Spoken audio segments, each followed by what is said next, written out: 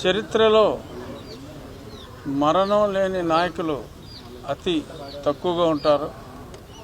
అటువంటి మహానాయకుడు నందమూరి తారక రామారావు గారు ఈ రోజుకి ప్రజల హృదయాల్లో చిరస్థాయిగా చిరంజీవిగా జీవిస్తున్న వ్యక్తి ఎన్టీ రామారావు గారు.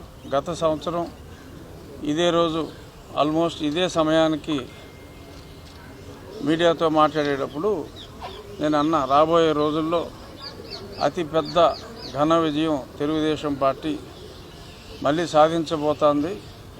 తప్పకుండా ఆ విజయం తరువాత భారతరత్న అంటే భారతరత్న రామారావు గారికి ఏమి గౌరవం తీసుకొస్తుందని నేను అనుకోవట్లా. బట్ భారతరత్నకే రామారావు గారు గౌరవం తీసుకొస్తారు. మరి వారికి ఆ అద్భుతమైన విజయం తరువాత సాధిస్తాం తప్పకుండా అని చెప్పి మాట్లాడుకోవటం జరిగింది. అది నిజం కావాలి. ఈ రాబోయే సంవత్సరంలో అది నిజం కావాలి అని చెప్పి మనస్ఫూర్తిగా కోరుకుంటున్నాను. ఎన్టీ రామారావు గారు ఒక సంఘ సంస్కర్తగా ఈ సంక్షేమ పథకాలకి ఆద్యుడిగా ఈరోజు దేశం అంతా కూడా ఎన్టీ రామారావు గారి మోడల్నే అన్ని రాష్ట్రాలు ఫాలో అవుతున్నాయి.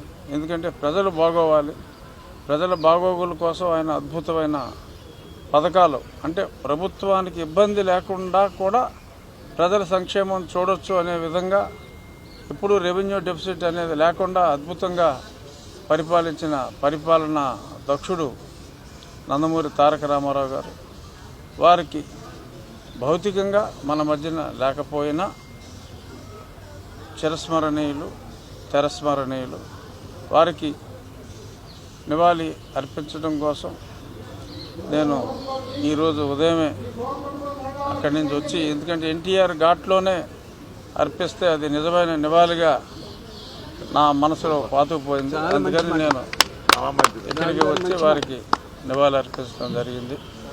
జోహార్ ఎన్టీఆర్, जोहार एनटीआर अमर है, एनटीआर अमर है, एनटीआर अमर है।